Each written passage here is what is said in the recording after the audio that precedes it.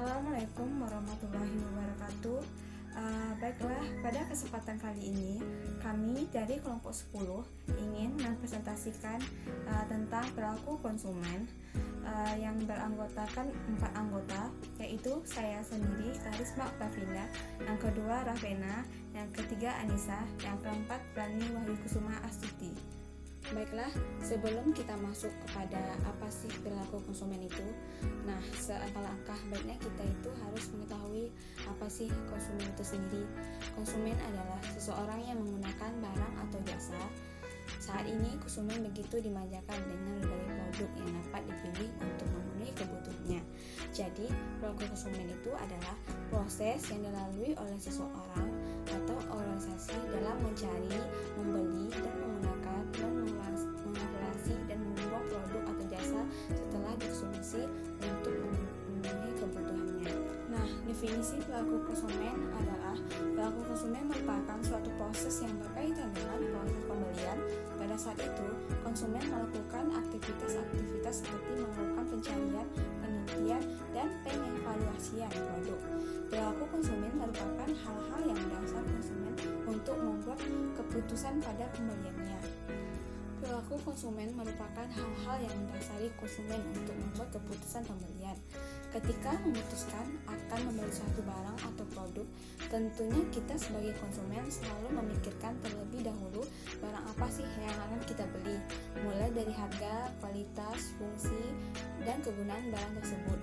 Sebagai lainnya, kegiatan memikirkan, mempertimbangkan, dan mempertanyakan barang tersebut sebelum membeli merupakan atau termasuk ke dalam perilaku konsumen.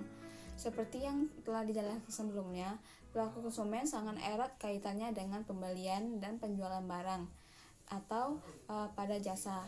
Tentunya sebagai konsumen, kita tidak ingin salah membeli suatu produk atau jasa.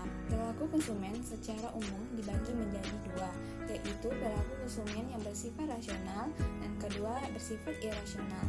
Yang dimaksud dengan perilaku konsumen bersifat rasional ini adalah tindakan perilaku konsumen dalam pembelian suatu barang dan jasa yang mengandung aspek-aspek hukum konsumen secara umum, yaitu seperti tingkat kebutuhan mendesak, kebutuhan utama primer, serta daya guna produk itu sendiri.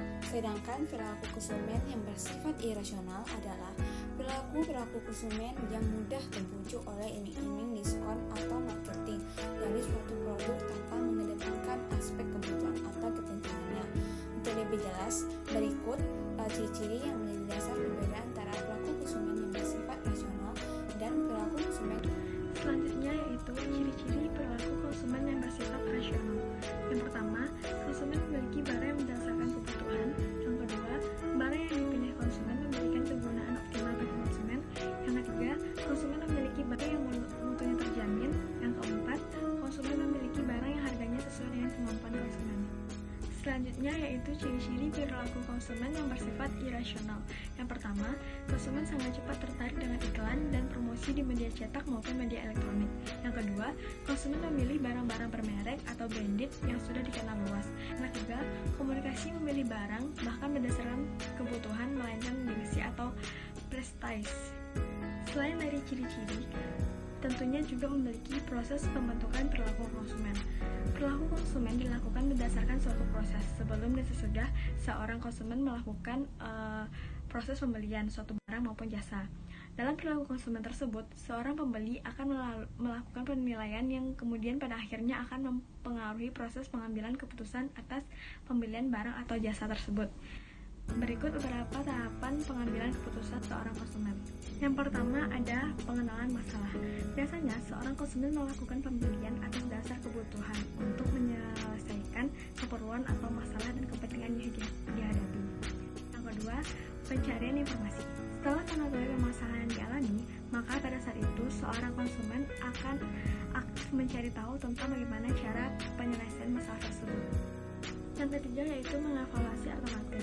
Setelah konsumen mendapatkan berbagai macam informasi yang dibutuhkan dalam pengambilan keputusan, maka hal selanjutnya yang dilakukan oleh konsumen tersebut adalah mengevaluasi segala alternatif keputusan maupun informasi yang diperoleh. Yang keempat, keputusan pembelian. Proses selanjutnya setelah melakukan evaluasi pada alternatif, keputusan yang ada adalah konsumen Dan yang terakhir itu ada evaluasi pasca pembelian. Proses lanjutan yang biasanya dilakukan seorang konsumen setelah melakukan proses dan keputusan pembelian adalah mengevaluasi pembelian tersebut. Selanjutnya, pendekatan perilaku konsumen. Ada dua pendekatan. Yang pertama, pendekatan nilai guna kardinal dan pendekatan nilai guna ordinal. Pendekatan nilai guna kardinal adalah suatu daya guna atau nilai guna yang bisa diukur dengan satuan uang atau utilitas. Nilai guna tersebut memiliki tingkatan yang sesuai dengan subjek tersebut, nilai subjek yang menilainya. Dalam pendekatan kardinal, terdapat satu landasan, yaitu hukum Gaussian. Ada beberapa syarat pemaksimuman bisa terjadi, yaitu ketika seorang konsumen akan memaksimalkan nilai guna dari produk yang dikonsumsinya. Pendekatan nilai guna ordinal, yaitu pendekatan yang mampu menyusun urutan tinggi rendahnya daya guna yang diperoleh ketika mengkonsumsi sebuah produk. Ciri-cirinya memiliki garis miring yang negatif. Yang kedua, kurva cenderung menuju ke arah titik origin. Yang ketiga, tidak akan ada saling berpotensi. Teori perilaku konsumen ada dua pendekatan, yaitu pendekatan kardinal, yang kedua pendekatan ordinal. Yang pertama yaitu pendekatan kardinal, yaitu ukuran dari kepuasan dapat berupa satuan utility ataupun secara nominal. Keputusan untuk mengkonsumsi barang berdasarkan perbandingan antara manfaat dengan biaya penggunaannya. Pendekatan kardinal itu kepuasan total yang diperoleh konsumen dari mengkonsumsi sejumlah barang yang ditunjukkan oleh total utility, di mana Q jumlah barang yang dikonsumsi, delta TU perubahan total utilitas, delta Q perubahan jumlah barang yang dikonsumsi. Kepuasan konsumen dibatasi oleh anggaran. Jika satu jenis barang, maka kepuasan yang paling maksimal diperoleh saat itu yaitu MUK sama dengan PX. Jika dua jenis barang atau lebih, maka TU sama dengan TUY sama dengan TUZ dan TUN. Maka kepuasan maksimum diperoleh saat ini. Teori kardinal. Yang pertama, kegunaan dapat dihitung secara nominal disebut util. Yang kedua, keputusan konsumsi berdasarkan perbandingan harga. Yang ketiga, total utility merupakan kegunaan yang diperoleh dari konsumsi. Yang keempat, total uang yang dikeluarkan adalah jumlah unit dikali harga. Yang kelima, kepuasan maksimal terjadi saat ini. Teori perilaku konsumen pendekatan ordinal. Pendekatan ini menyebutkan bahwa tingkat kepuasan konsumen dalam mengkonsumsi suatu barang tidak dapat diukur dengan suatu satuan, tetapi hanya bisa dibandingkan. Dalam pendekatan ordinal, cara membandingkan kepuasan konsumen dengan menggunakan konsep pendekatan kurva indifference. Bentuk kurva indifference seperti ini. Kurva indifference juga disebut kurva kepuasan sama. Menurut jumlah barang Y yang dikurangi disebut konsumsi menambahkan jumlah barang X, seperti contoh tersebut.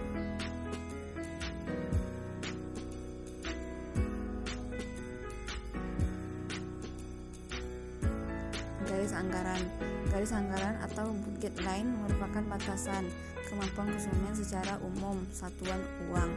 Jika konsumen ingin menggunakan semua anggaran yang tersedia, berarti PX QX ditambah PY sama dengan M.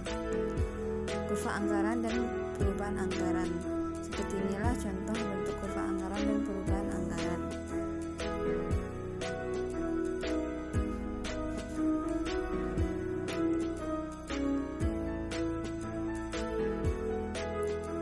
Menentukan jumlah kepuasan konsumen. Berikut bentuk contoh kurva dari kepuasan konsumen.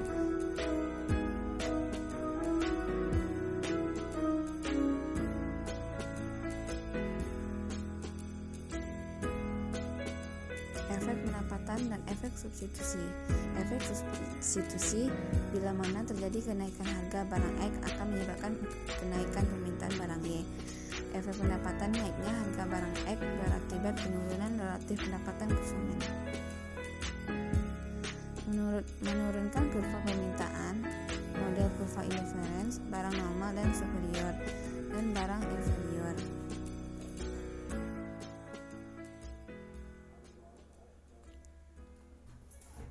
Baiklah, selanjutnya macam-macam perilaku konsumen dibedakan menjadi 3 teori. Yang pertama, teori ekonomi mikro.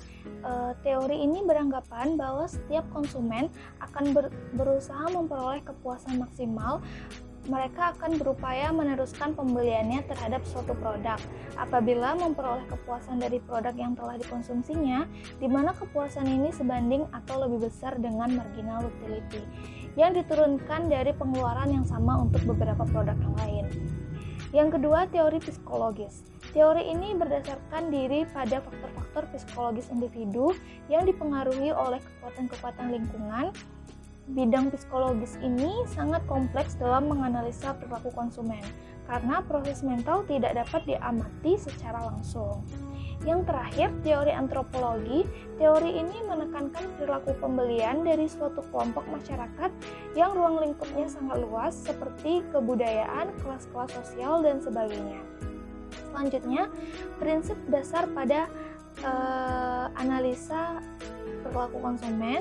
Yang pertama, kelangkaan dan keterbatasan pendapatan. Yang kedua, konsumen mampu membandingkan biaya dengan manfaat.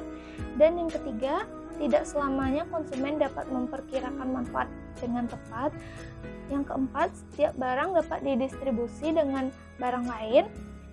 Yang kelima, konsumen tunduk terhadap hukum berkurangnya tambahan kepuasan.